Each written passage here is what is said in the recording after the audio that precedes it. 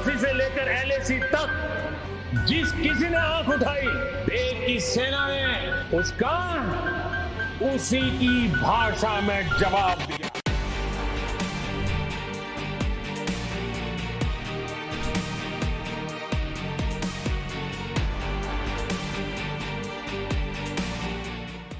दोस्तों, हम सब ये जानते हैं कि पिछले कुछ समय में चाइना दुनिया भर के लिए एक मुसीबत का सबब बन चुका है।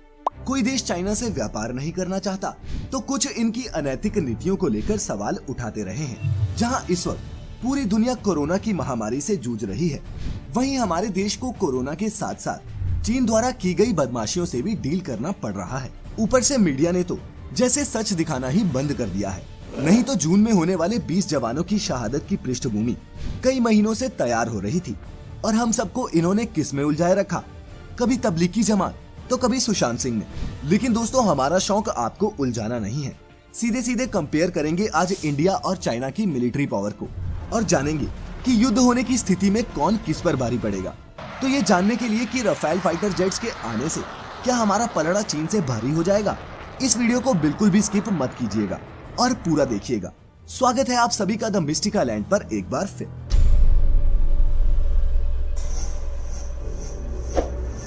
दोस्तों, इन दोनों बड़े परमाणु देशों की पावर कंपेयर करने के लिए हमें इन दोनों की जमीन, पानी और हवाई ताकतों के बारे में जानना होगा। लेकिन हथियारों की बात करने से पहले हम बात करते हैं दोनों देशों की जनसंख्या की।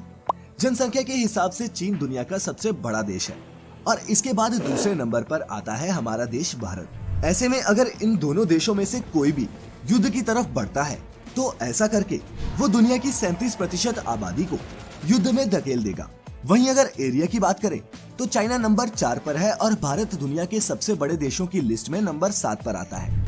बात करें डिफेंस बजट की तो बता दूं कि भारत का defence budget 71.1 billion US dollars या फिर 5.3 लाख करोड़ है, जो कि दुनिया में तीसरा सबसे बड़ा डिफेंस बजट है।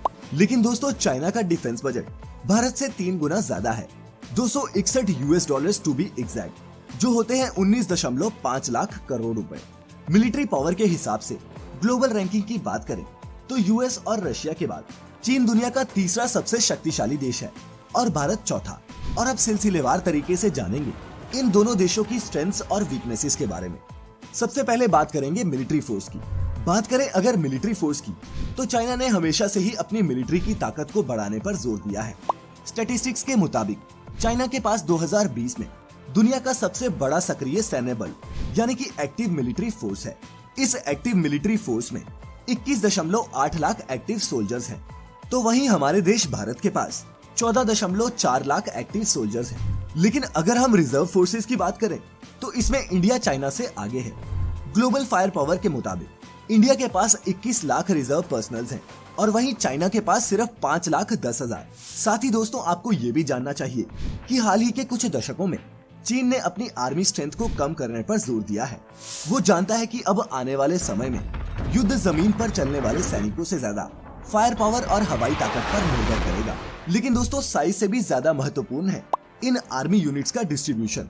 जहां चीन 14 देशों के साथ 22,000 किलोमीटर लंबा बॉर्डर साझा करता है, वहीं हमारी इंडियन आर्मी हमारे 7 पड़ोसी मुल्कों के साथ लगता 15,200 किलोमीटर लंबा बॉर्डर प्रोटेक्ट करती है।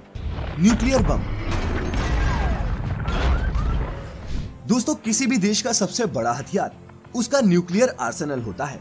तभी तो इसी परमाणु शक्ति के बूते नॉर्थ कोरिया से लेकर कर्ज में डूब रहा देश पाकिस्तान भी बड़े बड़े ताकतवर देशों को अपनी हेकड़ी दिखाते हैं। ऐसे में दोनों देशों के न्यूक्लियर पावर का कंपैरिजन करना भी जरूरी हो जाता है। हमारे देश के पास छोटे बड़े सब मिलाकर कुल 140 परमाणु हथियार हैं, तो वहीं चीन के पास 400 परमाणु हथियार हैं। यहाँ एक बात जानना भी जरूरी है कि हमारे देश के पास परमाणु हथियारों से जुड़ी वो सारी टेक्नोलॉजी मौजूद है जिससे हम चाइना जितने परमाणु हथियार कभी भी बना सकते हैं। इसीलिए ये लगभग बराबर का ही मामला है। Land based power. दोस्तों, ग्लोबल फायर पावर के मुताबिक भारत के पास 4,292 टैंक्स की तुलना में चीन के पास सिर्फ 3200 टैंक्स ही हैं। लेकिन चीन इन टैंक्स की जगह आर्मर्ड फाइटिंग व्हीकल्स को तवज्जो देता है, जो उनके पास 33,000 है। भारत के पास ऐसे सिर्फ 8,600 व्हीकल्स हैं। इतना ही नहीं, आंकड़ों के मुताबिक चाइना के पास भारत से 10 गुना ज्यादा रॉकेट प्रोजेक्टर्स हैं बैलिस्टिक मिसाइल्स में भी चाइना इंडिया को मात देता दिखाई देता है। बैलिस्टिक मिसाइल्स की बात करें तो इंडिया के पास अग्नि 1, अग्नि 2, अग्नि 3, अग्नि 4 और अग्नि 5 जैसी लॉन्ग रेंज बैलिस्टिक मिसाइल्स हैं, जिनकी रेंज 900 किलोमीटर से 5500 किलोमीटर तक है। इन मिसाइल्स की जद में चीन के अधिकतर शहर आ जाते हैं। वहीं चाइना के पास अलग अलग प्रकार की कई बैलिस्टिक मिसाइल्स हैं, जिनमें शॉर्ट रेंज बैलिस्टिक मिसाइल से लेकर इंटरकॉन्टिनेंटल बैलिस्टिक मिसाइल भी शामिल हैं। इनके अलावा इंडिया के पास 235 सेल्फ प्रोपेल्ड आर्टिलरी और 4060 फील्ड आर्टिलरी है, तो वहीं चीन के पास 3800 सेल्फ प्रोपेल्ड आर्टिलरी और 3600 फील्ड आर्टिलरी है। ये तो हुई जमीन पर ताकत की बात। आइए अब बात करते हैं नेवी और एयरफोर्स की। नेवी दोस्तों, बीते कुछ वर्षों में चाइनीज और इंडियन मिलिट्री ने सबसे ज्यादा इन्वेस्टमेंट अपनी नेवी को मजबूत करने में ही किया है, क्योंकि एक long term multi front war में रीइंफोर्समेंट्स और डीप स्ट्राइक कैपेबिलिटीज के लिए एक आधुनिक नेवल फोर्स की जरूरत होती है। जहां एक और चाइनीज नेवी के पास 714 vessels, 2 aircraft carriers, 51 frigates, 35 destroyer ships, 35 corvettes, 68 submarines, 220 petrol craft और 21 मिनी वॉरफेयर वेसल्स हैं, तो वहीं इंडियन नेवी के पास 295 vessels, 3 aircraft carriers, 14 frigates, 23 corvettes, 15 submarines और 6 मिनी वॉरफेयर वेसल्स हैं। कागज पर भले ही चाइनीज नेवी इंडियन नेवी से बड़ी और ताकतवर लगती हो, मगर युद्ध के समय कम समय में हमला करने के लिए चाइनीज नेवी को साउथ चाइना सी और ईस्ट चाइना सी के अपने नेवल बेसिस से इंडियन ओशन में प्रवेश करना होगा, जो उनके लिए एक चैलेंज साबित हो सकता है। वहीं दूसरी तरफ श्रीलंका के हबनटोटा पोर्ट को अपने कब्जे में लेने के बाद चाइना इसका स्ट्रेटेजिकली इस्तेमाल जरूर करेगा, जिस पर भी हमें नजर रखनी होगी। साउथ चाइना सी में वैसे ही अमेरिका सहित कई देश चीन पर निगरानी रखते हैं। ऐसे में नेवी उनकी कोई खासी मदद कर पाएगी, ऐसा लगता नहीं है। और अब आखिर में बात करते हैं इन दोनों देशों की एयरफोर्स की। एयर पावर दोस्तों, आप सब ये तो जानते ही होंगे कि हाल ही में इंडिया को फ्रांस से 5 राफेल एयरक्राफ्ट की डिलीवरी मिली है, जिसने हमारे एयरफोर्स को और भी मजबूत बना दिया है।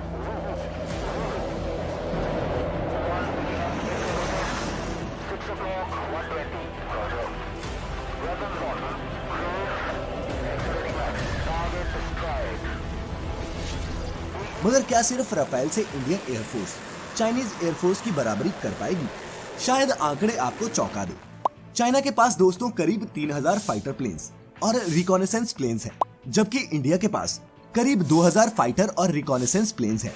लेकिन जब बात आती है मल्टी रोल फाइटर एयरक्राफ्ट की, तो 5 राफेल फाइटर्स को मिला दें तो भी सुखोई 30 और मिग 29 जैसे कुल 400 के लगभग फाइटर जेट्स इंडियन एयरफोर्स के बेड़े में शामिल हैं। तो वहीं चाइना की एयरफोर्स के पास J-10 और J-11 जैसे फाइटर प्लेन्स के अलावा रूस से खरीदे हुए सुखोई 30 और सुखोई 35 को मिलाकर लगभग भारत से डबल नंबर में मल्टी रोल फाइटर एयरक्राफ्ट्स हैं, और इनमें से अधिकतर चाइना ने खुद डेवलप करे हैं।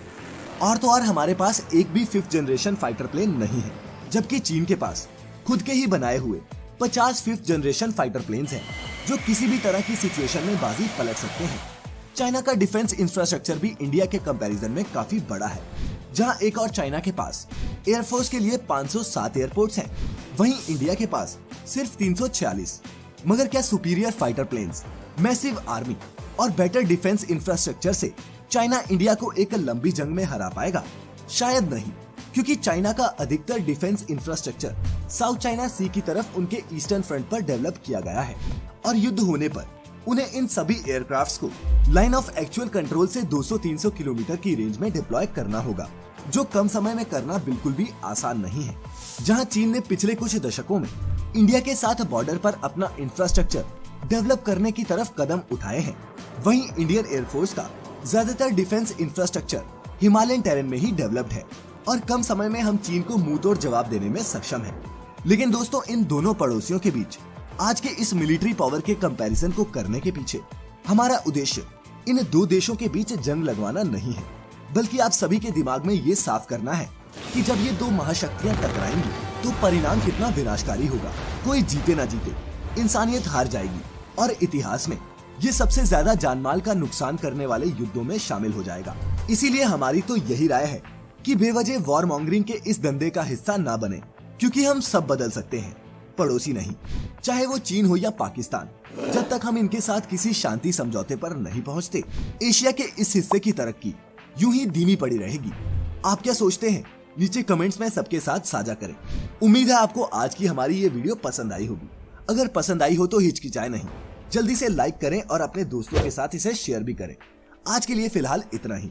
हम जल्द हाजिर होंगे एक और नई वीडियो के साथ। तब तक के लिए इजाजत दें। आपका बहुत बहुत शुक्रिया।